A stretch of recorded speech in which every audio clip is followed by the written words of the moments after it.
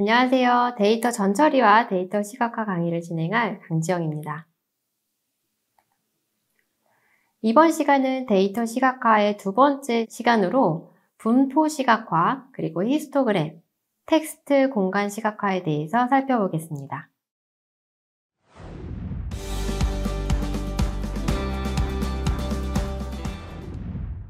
첫 번째로 살펴볼 시각화 방법은 분포 시각화입니다. 분포 시각화라고 하는 것은 우리가 데이터의 값들이 지금 어떠한 값에 몰려 있는지 한눈에 확인하기 위해서 사용하는 방법인데요. 그 중에서 먼저 첫 번째로 살펴볼 시각화 방법은 히트맵이라고 하는 방법입니다. 히트맵이라고 하는 것은요, 데이터를 이렇게 칸으로 나누어서 표시를 해요. 그리고 각각의 칸에 색상을 입혀서 표현을 합니다. 즉, 우리가 분석할 변수에 대해서 그 변수가 얼마만큼 큰 값을 가지고 있는지 색상을 기반으로, 여기에서는 지금 색상이 옅으면 옅을수록 작은 값, 그리고 파란색이 가까우면 가까울수록 큰 값이다 라고 지금 표기가 되어 있네요. 이렇게 범례를 기반으로 지금 각각의 값이 어떻게 분포가 되어 있는지 한눈에 확인할 수 있는 방법입니다. 처음에 히트맵을 접하시면 이거 뭔가 예쁘게 생긴 것은 같은데 어떻게 해석해야 할지 모르겠는데 라는 생각이 드실 거예요. 이 히트맵을 읽는 방법은요, 왼쪽에서 오른쪽, 그리고 위에서 아래로 살펴보면 우리가 수월하게 확인할 수가 있어요. 지금 보시는 이 데이터는요, 연도, 월별, 항공편 현황 데이터입니다. 그래서 X축을 보시면요, 연도에 대한 값이 있어요. 1949년부터 1960년까지 쭉 연도가 증가하고 있어요. 그리고 Y축은요, 월에 대한 정보가 담겨 있습니다. 즉 1월부터 12월까지 값이 담겨 있어요. X축과 Y축, 이제 무슨 값이 들어있는지 이해하시죠? 그러면 이제 여기에서 우리가 집중해야 되는 부분, 색상이 너무 진하다, 혹은 색상이 옅다, 이런 것들을 확인을 하시면 되겠죠. 어느 부분이 눈에 띄시나요? 저는 여기 이 파란 부분이 눈에 들어오네요.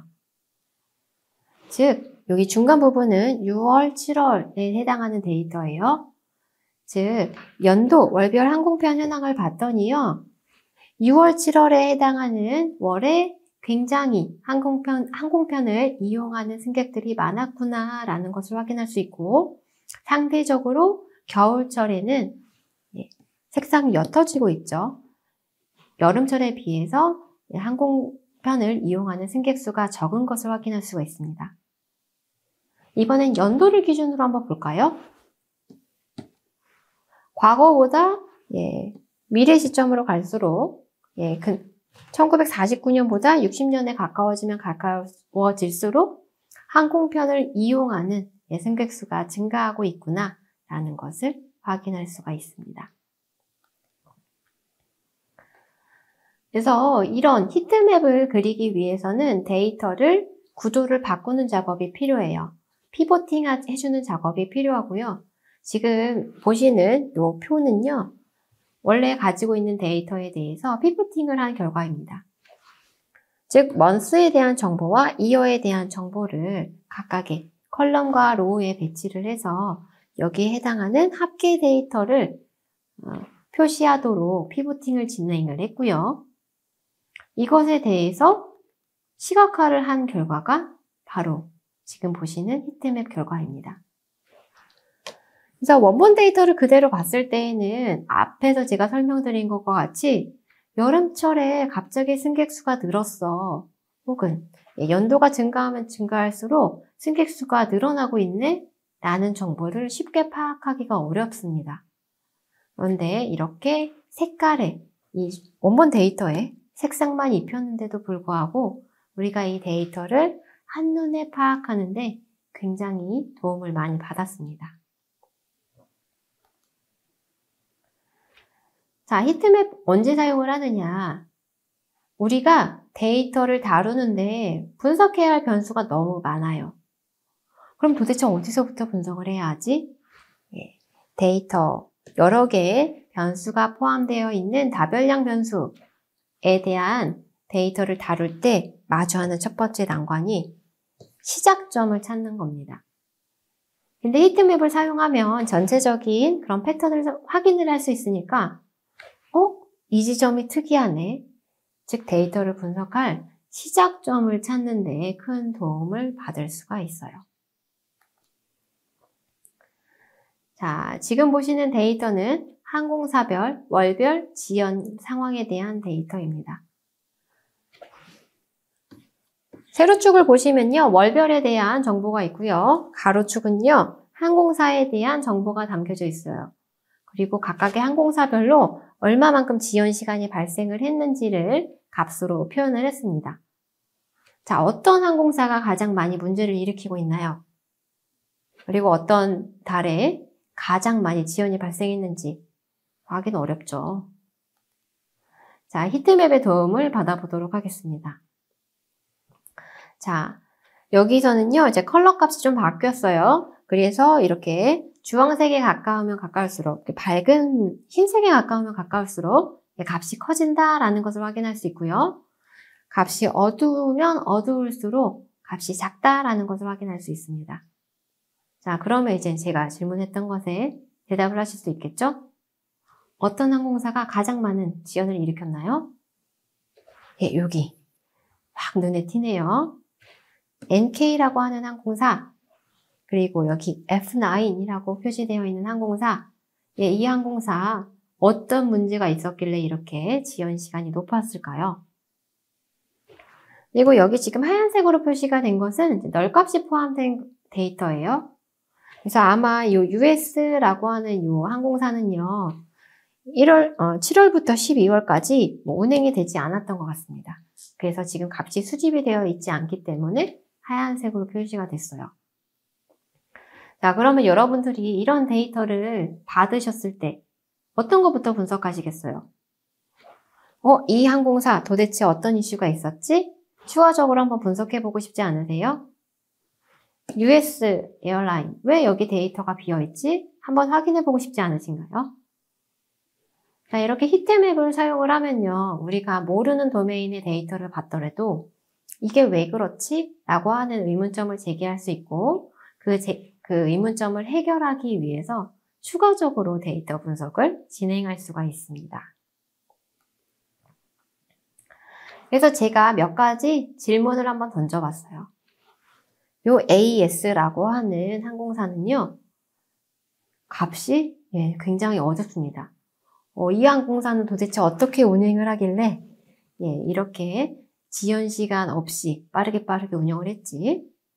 그리고 요 F9과 NK 한번 확인해 보고 싶고 US 왜 널값이 발생했는지 한번 보고 싶어서 추가적으로 이렇게 라인 플랫도 그려보고 더 참조할 데이터가 있다면 이제 참조를 해보면 되겠죠.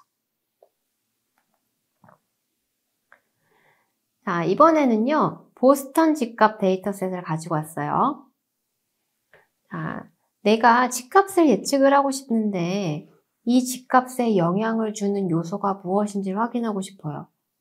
집값에 영향을 주는 요소들 굉장히 많겠죠. 여기에서는 지금 CRIM, GN 잘 모르겠지만 방의 개수가 몇 개인지, 주변에 학교가 어떤지, 역의 개수, 역과의 거리가 어떤지, 또 뭐가 있을까요? 일자리와의 주변에 일자리가 얼마나 있는지 이런 것들이 아마 집값에 영향을 미칠 거고, 이런 각각의 요소들이 얼마만큼 상관관계를 가지는지, 상관계수를 가지는 표를 기반으로 히트맵을 만들었습니다. 그럼 여기서 집중해야 될 요소 뭐예요? 색상이 밝은 값에 우리가 집중을 해야겠죠. 그래서 여기 1이라고 표시가 된 거는 이제 자기 자신을 가리키기 때문에 상관관계가 가장 높습니다. 그럼 이 1 값을 제외하고 주황색 값을 나타내는 값들 볼게요. 요런 값들, 0.72. 요 값이 좀 큰 값을 나타내고 있네요. 그래서 우리가 지금 보고 싶은 것은 프라이스예요. 예, 집값. 요 집값에 대해서 어떠한 요소들이 가장 상관관계를 많이 가지고 있는가? 예, 이 RM이라고 하는 방의 개수가 지금 상관관계가 가장 높은 것으로 확인이 됐습니다. 이렇게 내가 원하는 값에 대해서 상관관계를 가지는 값을 파악할 때도 확인할 수가 있고요. 그리고 하나의 컬럼이 아니라 요 값과 요 값은 상관관계가 높네. 우리 상관관계가 높으면 중복 데이터라고 의심을 할 수가 있으니까 그런 것들을 확인할 때에도 도움을 줄 수가 있어요. 자, 히트맵 생성할 때 유의사항입니다. 굉장히 많은 정보를 줘요. 근데 이 주는 정보량이 많기 때문에 오히려 너무 많은 값을 한 번에 쥐어주면 혼란스러울 수가 있습니다. 그럴 때에는 색상뿐만 아니라 크기를 활용하는 것도 필요해요. 그래서 좌측에 있는 이 히트맵과 우측에 있는 히트맵, 동일한 데이터에 대해서 표현을 한 거예요. 단순히 우리가 색상 정보만 보면 집중해야 할 포인트를 찾는데 좀 어려움을 겪게 되지만 여기에서 면적 정보까지 더해진다면 마이너스 1의 상관관계를 갖는데 값이 큰 값들, 그리고 플러스 1을 갖는데 값이 큰 값들, 우리가 집중해야 할 요소들을 한 번에 빠르게 찾을 수가 있습니다. 그리고 히트맵을 조금 변형해서 클러스터 맵이라는 것을 또 활용할 수가 있어요.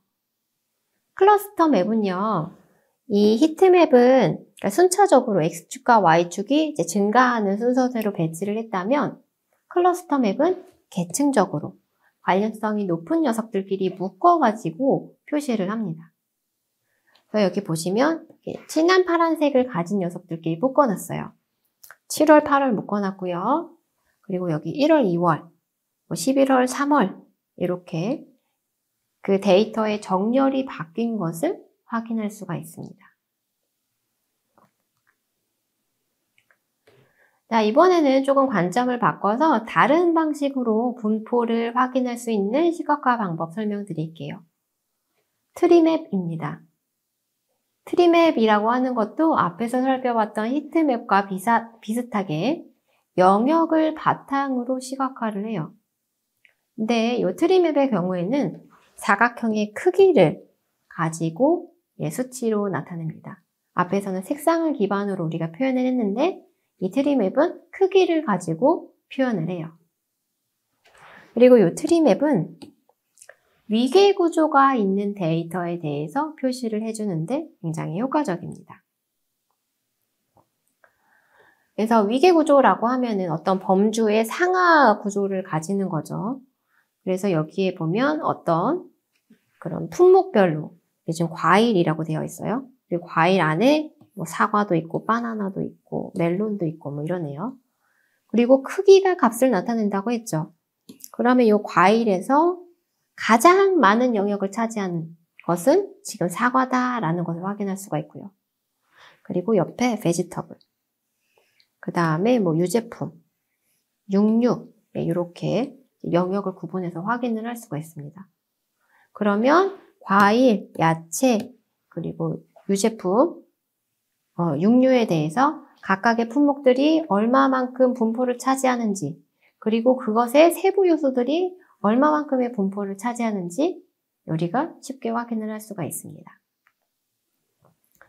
그리고 이 중에서 우리가 클릭을 한다면 특정 항목에 대해서 또 추가적으로 그 밑단으로 내려가서 트리 구조의 하위에 해당하는 아이템에 대해서도 확인을 할 수가 있어요.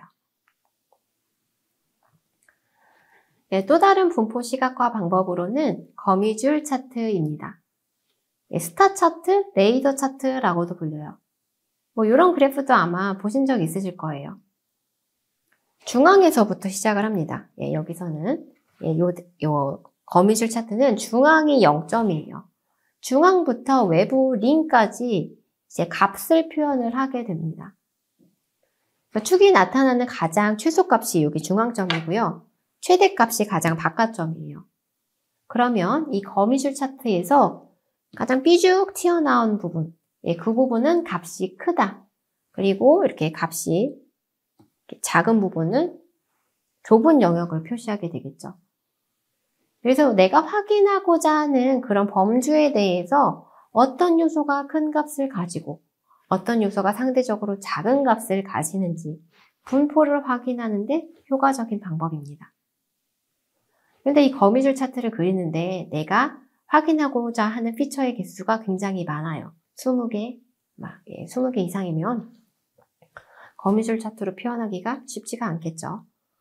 그래서 속성의 개수가 지금 여기 보시는 것처럼 한 6개에서 8개 정도일 때 가장 효과적으로 사용할 수 있겠다라고 할 수 있겠습니다.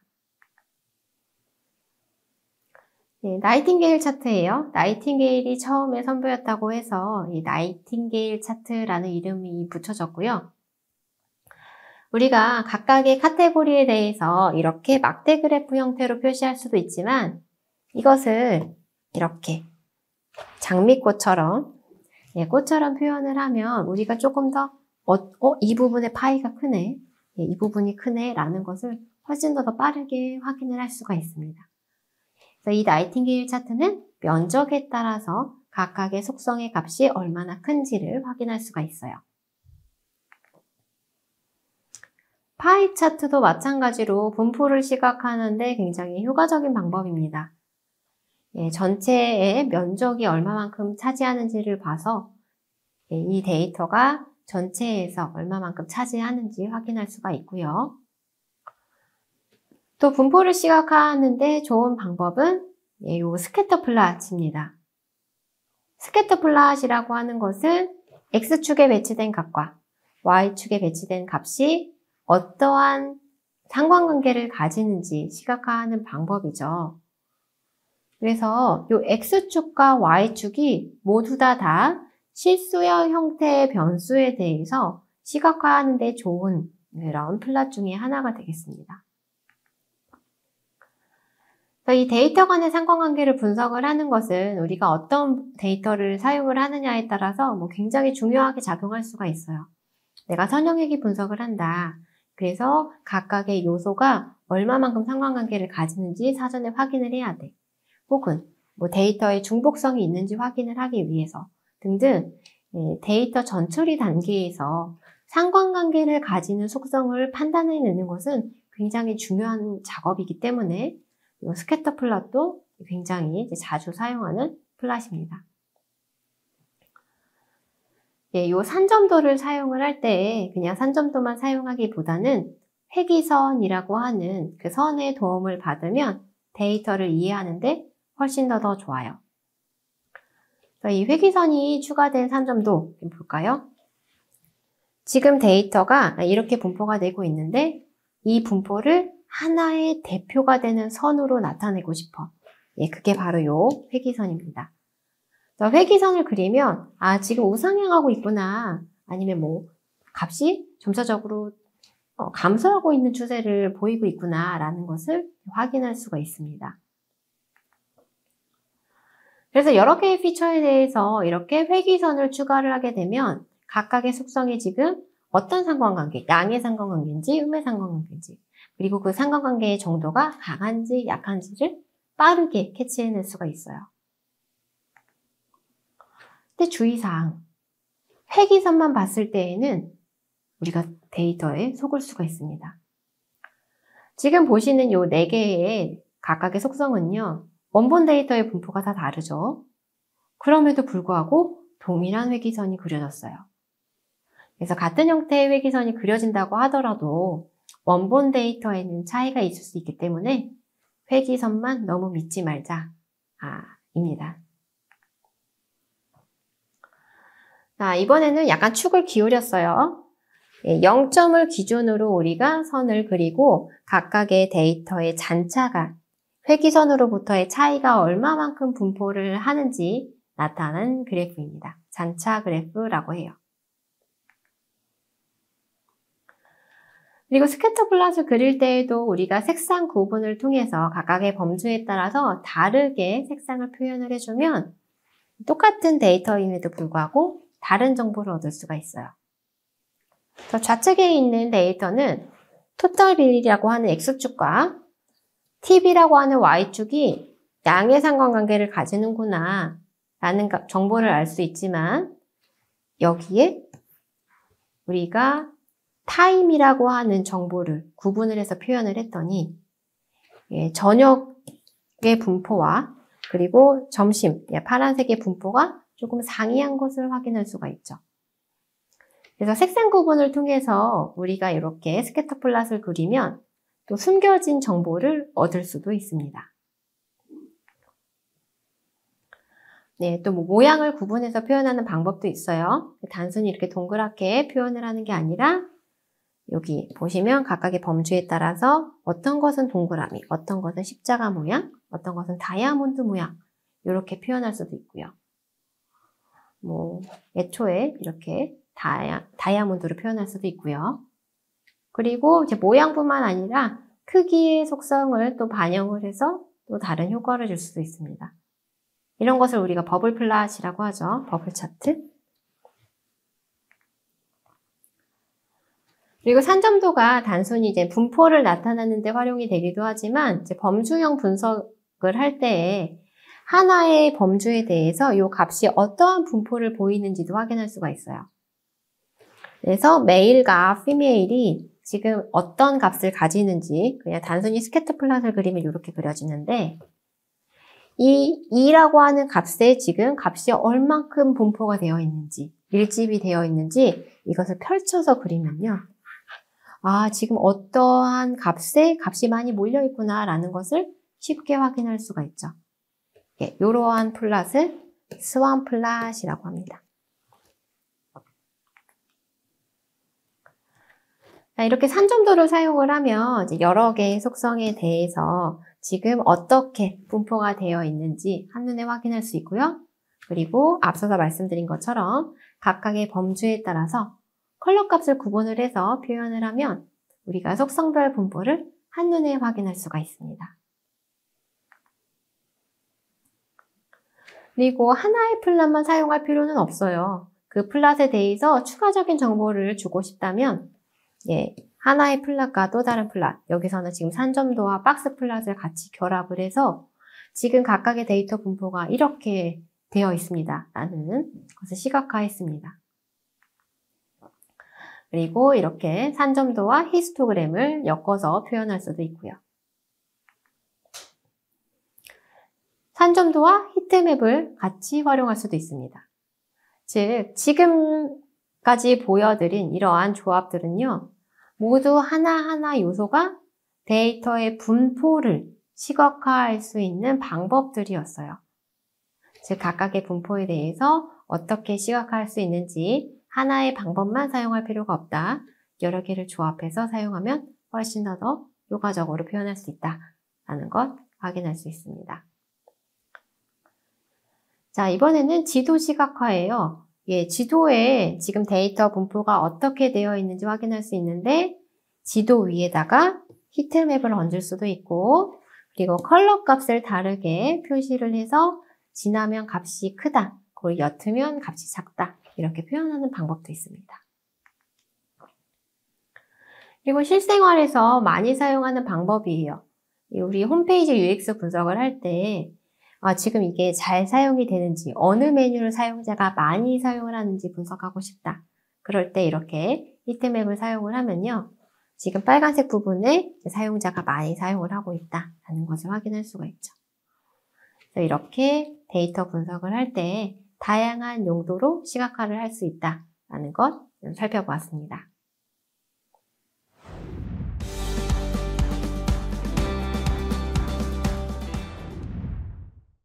이번에 살펴볼 시각화 방법은 히스토그램입니다.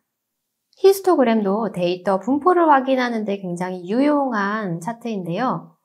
근데 앞에서 살펴봤던 그런 시각화 방법과 다른 점은요. 하나의 속성에 대한 분포를 확인하는 데 사용하는 겁니다. 앞에서 제가 분포 시각화에서 설명드렸던 다양한 차트들은 X축과 Y축에 다른 속성을 지정을 해서 시각화를 했는데 히스토그램은 하나의 속성만 X축에 배치를 하고 그 값이 어떻게 변화하는지를 표현하는 거예요. 그리고 히스토그램을 표현하기 위해서는 계급의 크기를 빈으로 나누어서 깡통으로 나누어서 그 깡통에 담기는 값을 y축에 표시를 하게 됩니다. 즉 가로축은 계급의 크기를, 세로축은 도수, 빈도수를 표현을 해요. 계급의 크기를 다르게 표현을 하면요. 동일한 데이터라고 하더라도 이렇게 다른 형태의 히스토그램이 그려지게 됩니다. 히스토그램도 마찬가지로요. 범주를 구분하면 새로운 정보를 얻을 수가 있어요. 지금 보시면 지금 이 에리어 평균이라고 하는 정보는 이런 분포를 띠고 있구나. 처음엔 이렇게 이해를 했죠. 근데 여기에서 B와 M이라고 하는 속성을 구분해서 표시를 했어요. 그랬더니 B는 상대적으로 값이 작은데 M이라고 하는 속성은 값이 크구나 라는 것을 확인할 수가 있죠. 그래서 이렇게 범주에 따라서 컬러 값을 구분을 하면 새로운 정보를 얻을 수가 있습니다. 그래서 우리가 여러 개의 피처에 대해서 히스토그램을 쭉 그려보면 이렇게 지금 데이터의 분포가 어떻게 되어 있구나. 그리고 또 범주에 따라서 다른 색상을 적용하면 이 부분 한번 눈여겨봐야겠는데 데이터 분석에 힌트를 얻을 수가 있어요. 히스토그램은요, 데이터의 분포를 확인할 수 있기 때문에 일반적으로 우리가 데이터 분석을 할 때 이 데이터는 정규 분포일 거야.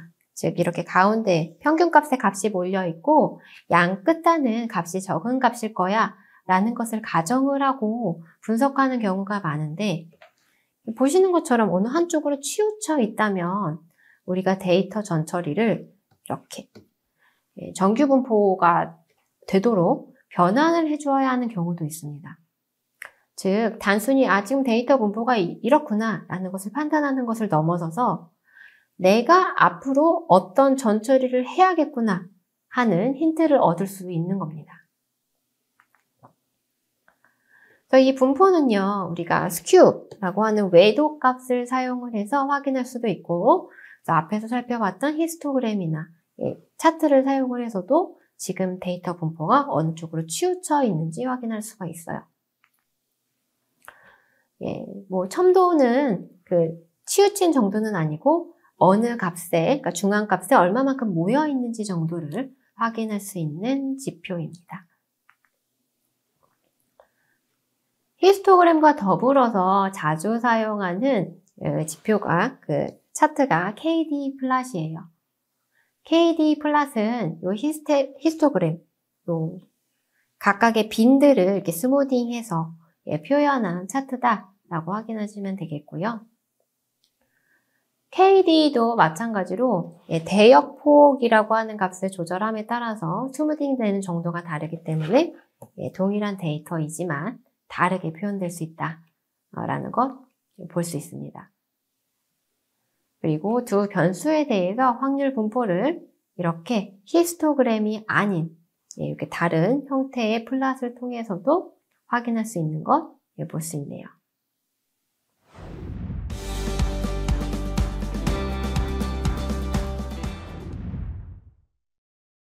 자, 지금까지는 수치형 데이터에 대해서 우리가 그래프를 그려봤다면 이번에 살펴볼 데이터는 텍스트입니다. 텍스트 데이터를 시각화하는 방법. 낯설게 느껴지시겠지만 여러분들 이미 알고 계실 거예요. 대표적인 방법, 워드 클라우드가 있습니다. 하나의 문서에서 어떤 단어가 얼마만큼 자주 사용이 되었는지 빈도수를 기반으로 시각화하는 방법이고요. 여기서는 지금 비밀번호, 전 세계인들이 자주 사용하는 비밀번호에 대해서 시각화한 워드 클라우드입니다. 혹시 여러분들도 여기에 있는 비밀번호 중에 하나를 사용하고 계신가요? 단어 클라우드 말고 워드 임베딩이라고 하는 시각화 방법도 있어요. 그래서 이 임베딩이라고 하는 작업은 텍스트 데이터를 의미를 담도록 벡터로 변환하는 작업을 임베딩이라고 하는데 그 단어 임베딩 정보를 시각화하는 것입니다. 즉, 근처에 있으면 이것은 비슷한 뜻이야. 그리고 멀리 떨어져 있으면 이것은 상호 관련성이 없는 단어야. 이렇게 의미의 유사성을 확인할 수 있어요. 지금 여기 보시는 것은 이제 북 임베딩 프로젝터예요. 북 임베딩이라고 하는 것은 이제 유사한 주제를 가진 그런 책에 대해서는 가깝게 배치되도록 아마 벡터가 만들어져 있을 거고요. 그리고 관련성이 없는 그런 분야에 대해서는 멀리 떨어지도록 벡터가 구성이 되어 있을 거고, 그런 것들을 이제 확인할 수 있는 시각화 방법입니다. 자, 그 다음 공간 시각화예요. 공간 시각화는 말 그대로 지도 정보에다가 내가 원하는 정보를 표시하는 거예요. 기본적으로 지도가 밑에 깔려 있어야 되고요. 거기 위에 시도군, 영역을 추상화해서 우리가 구역을 나눌 수 있는 레이어를 설계하고, 그 위에 내가 값을 표현할 수 있는 그런 레이어를 뿌려줌으로써 시각화하는 방법입니다. 지금 보시는 이 시각화 방법은 서울시 동대문구의 안심식당이 어디에 있는지 표시한 시각화 사례고요. 공간 정보를 시각화하기 위해서는 위도, 경도의 정보가 있어야 되고, 앞에서 말씀드린 것과 같이 레이어를 쌓아서, 층을 쌓아서 표현을 하는 형태로 우리가 공간 시각화를 수행합니다. 공간을 시각화하는 방법은요, 먼저 컬러 값을 다르게 하는 방법, 그리고 면적의 크기를 다르게 표현하는 방법이 있어요. 먼저 등치 지역도라고 하는 것은요, 데이터 값의 크기에 따라서 색상을 다르게 표시하는 겁니다. 그래서 여기 보시면 색상이 진해지면 진해질수록 값이 크다. 그리고 색상이 옅어지면 옅어질수록 값이 작다라고 표시가 되어 있네요. 그러면 여러분들은 뭐 빨간색 값 혹은 노란색 값에 집중을 해서 분석을 하실 수가 있겠죠. 별량 비례도는요, 앞에서 컬러 값으로 다르게 표시를 했다면 여기에서는 면적을 다르게 표시해요. 면적을 다르게 표시한다? 그래서 일부러 지도를 왜곡시켜서 표현을 합니다. 지금 각각의 미국의 지역에 월마트와 맥도날드 그리고 스타벅스가 얼마큼 배치가 되어 있는지 별량 비례도로 시각화를 한 사례인데요. 동일한 미국 땅덩어리가 다르게 표현이 되어 있죠. 여기 스타벅스 이쪽 서부에 굉장히 많이 배치가 되어 있습니다. 그래서 이렇게 면적에 따라서도 왜곡시켜서 표현을 할 수 있다. 그리고 플로우 맵을 사용을 해서 데이터가 어디서 어디로 흘러가는지 그 흐름을 표시할 수도 있습니다. 단순히 방향만 표시하는 게 아니라요, 너비까지 사용을 해서 크기 정보도 제공해 줄 수 있어요. 자, 이번 시간에는 두 번째 데이터 시각화 방법에 대해서 살펴봤어요. 분포 시각화, 히스토그램, 그리고 텍스트와 공간 시각화에 대해서 살펴보았습니다.